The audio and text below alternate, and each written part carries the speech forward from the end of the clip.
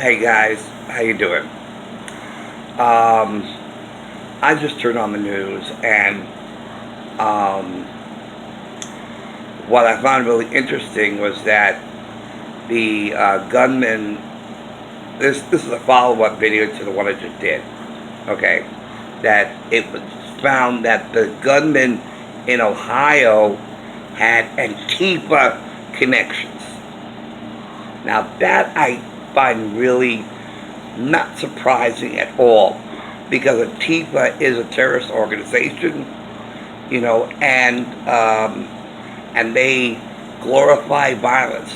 They attacked an Asian American, and so they hate Asian Americans. They hate Asians because they attacked an Asian American, and he had to go to the hospital.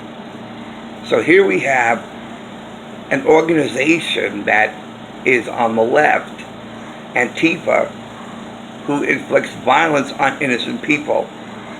And an Asian reporter, an Asian American reporter, was, the latest victim, one of the latest victims. So it's interesting that it's been established that the Ohio gunman had ties to Antifa, okay, which has on their own, that side, not our side.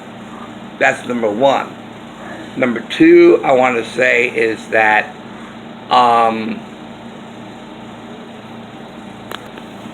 and they also complained that President Trump was not doing enough to solve the problem, which I find very, very hypocritically typical of those on the left, by blaming President Trump for not doing enough. And he has been spending the first 2 years of his presidency trying to do so much and try to go through Congress to pass laws, but the Democrats in Congress do not want to work with him. So anything that President Trump offers is rejected by the Democrats in Congress. And some have even gone to the courts to block anything Trump does. So how can you complain that Trump doesn't do enough to solve problems when that's all he's been doing, but nothing gets done because the Democrats in Congress keep blocking or not willing to work with the president and get the courts to block everything he does? So it's like chasing your own tail. You're just cutting off. Your argument falls flat on its face to complain that Trump does not do enough to solve problems when that's all he's been doing for two and a half years, and the Democrats in Congress refuse to work with him.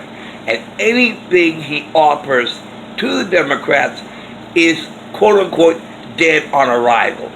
And that's what they all say, especially Nancy Pelosi, that anything that Trump offers to solve problems is, quote unquote, dead on arrival. So they refuse to work with the president, and at the same time say that President Trump does not do enough to solve problems. So it's like, you can't have it both ways. You can't complain that Trump doesn't do enough when everything he does try gets blocked by the Democrats in Congress. It's like, holy crowley. It's like, I don't know where their thinking is, but their thinking's all screwed up. All screwed up. The Democrats' thinking is all screwed up. You cannot accuse President Trump for not doing enough to solve problems when everything he does try is blocked by Democrats in Congress, by either rejecting it or sending it to the courts to sue President Trump and his administration every time he tries to solve a problem. and then you complain he doesn't do enough to solve problems. It's like, oh, man. Oh, God. I mean, this goes beyond hypocrisy. It really does. You know, it's just, it's like, oh my God. So, I have no desire to listen to anybody who's a Democrat. I don't care what any Democrat says, because they do not make any sense. When they speak, they talk, but they don't say anything. Really. They refuse to work with the president and then complain that he doesn't do enough. I mean,